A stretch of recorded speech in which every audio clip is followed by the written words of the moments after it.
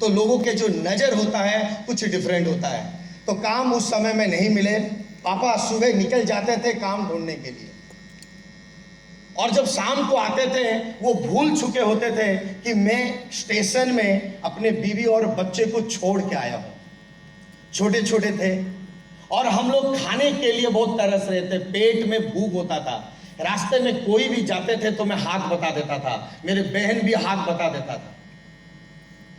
वो चीज़ें मेरे मम्मी को अच्छा नहीं लगता था, मेरे पापा को अच्छा नहीं लगता था। जब शाम को आते थे मम्मी पूरे दिन भर जो कहानी होता था पापा को बताते थे, और पापा एक खंबा के पास जाकर रोने शुरू कर देता था कि मैं गांव से ले तो लाया, जिद्दी से तो आ गया, लेकिन मेरा बच्चा यहाँ पे किसी के हाथ बता रहा है, किसी के सामने, अच्छा नहीं लगा।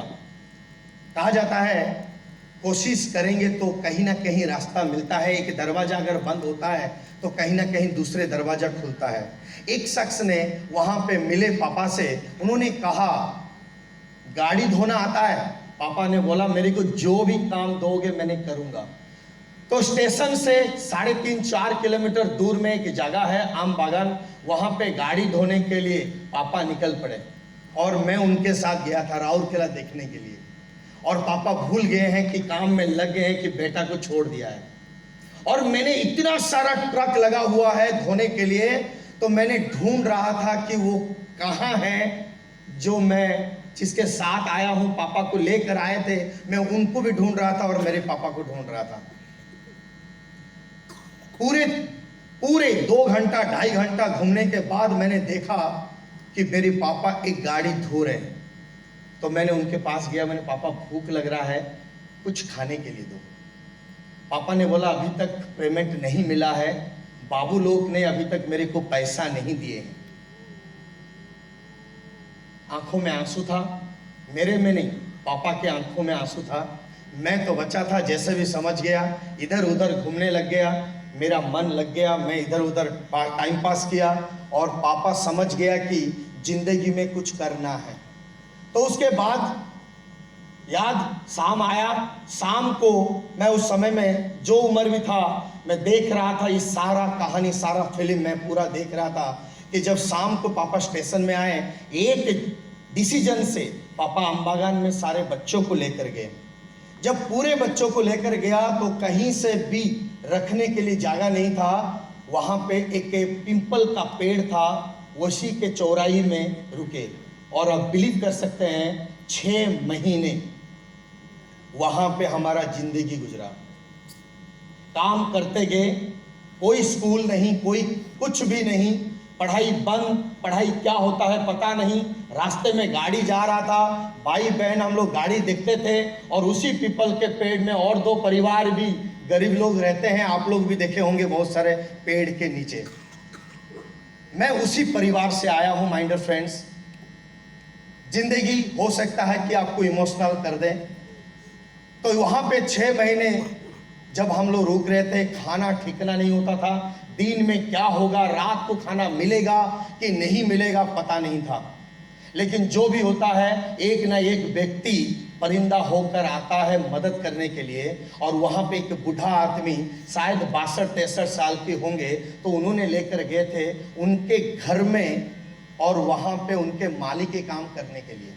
तो उन्होंने बोले कि भाई आप मेरे घर में काम करोगे? पापा बोले हाँ। आपके वाइफ कुछ काम कर लेगा? मैंने बोला, पापा ने बोला हाँ। तो उनके घर लेकर गए, मालिक का काम, पापा मम्मी उनके घर का काम, और छोटा सा 10 बाई 10 का रूम मिले। हमको ये नहीं पता था कि वो सर्वेंट क्वार्टर है, लेकिन जब बिल्डिंग देख लिया, पक्का घर देख लिया, सर के ऊपर में छात था देख लिया, तो उसके बाद हमको खुशी लगने लगा। लेकिन 15-16 दिन के बाद जब पता चला, दोस्ती हुआ, कुछ बच्चों के साथ हम मिले, तब बोला गया कि ये सर्वेंट गली होता है और ये सर्वेंट क्वार्टर में हम लोग रुके हैं। मैंने बोला सर्वेंट का मतलब क्या होता है?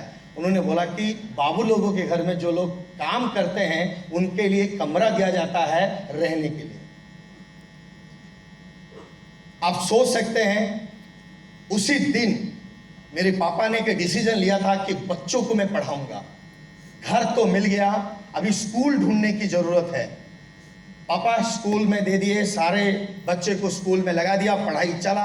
बच्चे लोगों के अंदर में जो भी पढ़ाई था, थोड़े बहुत हम लोग के उड़ीसा में कहते हैं TTP यानी टाणी टूणी पास, जैसे भी हो धक्के मार के हम लोग मैट्रिक तक आए, +2 हुआ, ग्रेजुएशन खत्म हुआ, ऐसे धीरे धीरे जिंदगी पढ़ाई में खत्म हुआ।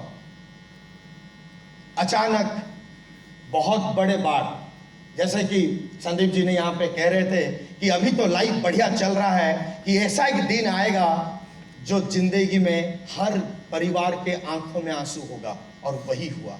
पापा को हो गया था 2004 में बोन टीवी कैंसर।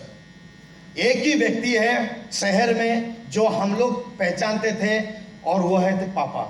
और बच्चों के लिए पापा होता है सुपरमैन, यस और नो? Yes sir. तो हम बच्चों के लिए मेरे पापा थे एक बहुत बड़े पिलर, क्योंकि इतना बड़ा उम्र नहीं हुआ था, 18 साल था, 19 साल था, और उस समय में पापा को हो गया था बोन टीवी कैंसर। मेहनत करने वाला व्यक्ति काम करना बंद कर चुका था, मेहनत करने वाला व्यक्ति के ऊपर खर्चा करना शुरू हो गया था, तो सारे दुख दर्द घर में आ गया सर के ऊपर। क्या करें, घर की बड़ा बेटा मैं हूं। मम्मी ने मेरे को बुलाया घर के कोने में, बोले कि तेरे को अभी घर चलाना है। उम्र था 19 साल। समझ में नहीं पा रहा था कि 19 साल का लड़का कॉलेज में जा रहा है तो घर कैसे चलाएगा, समझ में नहीं आ रहा था। कोशिश किया, ट्यूशन किया, सक्सेस नहीं हुआ। कुछ लोगों को बताने की कोशिश किए, कुछ समझ में नहीं आया कि कोई बंदा कम उम्र का लड़का को ट्यूशन देना ही नहीं चाहता, कोई मास्टर रखना नहीं चाहता, क्योंकि उम्र था कितना, 19 साल। जिसके घर जाओ कोई ना कोई लड़की तो होगा ही होगा, आया ना। हर व्यक्ति के नजर में एक माइंड में चलता है नेगेटिव, काश ये मेरे लड़की को उठा के तो भगा के तो नहीं ले सकता, चलता है, ये सारे दिमाग में चलता रहता है। लेकिन जीवन था, दुख था, मेरे को बहुत कुछ पैसा की जरूरत था। मैं पैसा मेंटालिटी हो गया था कि कैसे भी हो मेरे पापा को ट्रीटमेंट करना था, लेकिन कोई सुविधा नहीं मिल रहा था। एक दिन जा रहा था, धीरे धीरे समय गुजर रहा था, पापा का तबियत खराब हो रहा था, डॉक्टर का मोटा अंक की रुपया मांग रहे थे। एक के एक जमीन हम लोग घर में बेचना शुरू कर दिया, और पूरे कांगाल हम लोग बन गए थे 2021 तक। और 2021 तक जैसे भी हो पापा को हम जिंदा रख लिए। समझ में नहीं आ रहा था हम क्या करें। उड़ीसा में कटक है, और कटक में एक बहुत बड़े हॉस्पिटल होता है गवर्नमेंट का। जब हम लोग वहां पे गए, वहां पे ट्रीटमेंट करने के लिए, तो आप बिलीव कर सकते हैं 9 लाख रुपया की बजट की जरूरत है।